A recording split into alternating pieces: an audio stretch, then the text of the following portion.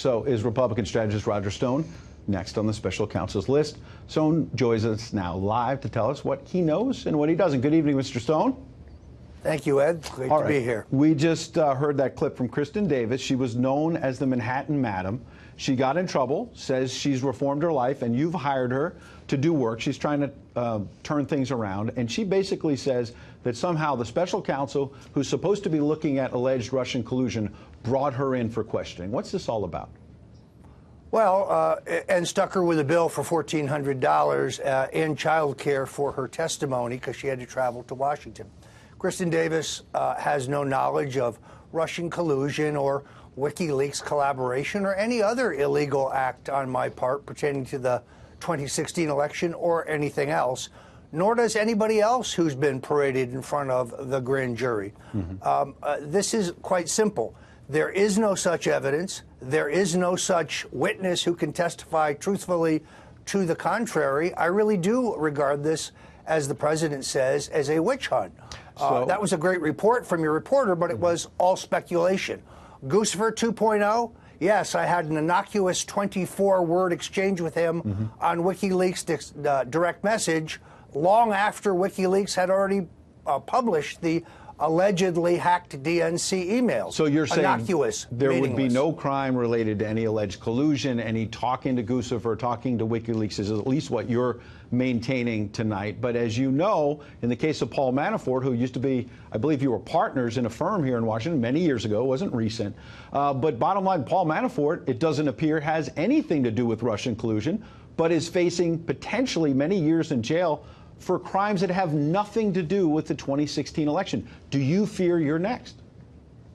Well, it's certainly possible that a runaway federal prosecutor could conjure up some offense on my part in an effort to pressure me to testify against the president or to just silence me because I have been, I think, an articulate critic of the partisan nature of the Mueller process. But as to any crime relating to the election, Russian collusion, WikiLeaks collaboration, or any other misdeed having to do with the 2016 election, no, and no other offense that I am aware of. On the other hand, the grand jury system is a very one-sided system. They ask you leading questions. KRISTIN Davis said this morning on Fox that when she tried to explain, they cut her off. When you give an answer they don't like, they cut you off. Well, no, I think if they bring a case against me, it will be a fabricated case, and there's no circumstances whatsoever, Ed, in which I will testify against the president. We were just talking about Omarosa. She was on MSNBC earlier today and invoked you. Listen to this. I think that Roger Stone right now is being investigated, and rightfully so. He has been one of those dark, shady characters in Trump world for a very long time, and I think that they have their sights set properly on him. He calls you a dark, shady character. Does Omarosa know something about you that we don't? And by the way, do you know something about the president that you might tell Robert Mueller? A, look in the mirror, Omarosa. You're the one who convinced the president to send a delegation to Haiti for the inauguration of the corrupt regime, the same people who ripped the country off after the earthquake, now with different frontmen. And you thought the president was great until you got fired. Now you say he's racist.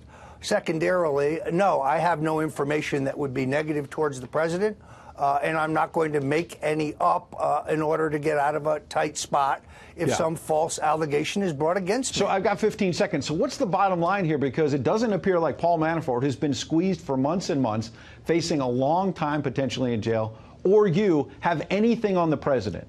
So why would the prosecutors be trying to squeeze you? I think because I have been a very effective advocate on behalf of the president, because I'm the conservatives liberals love to hate.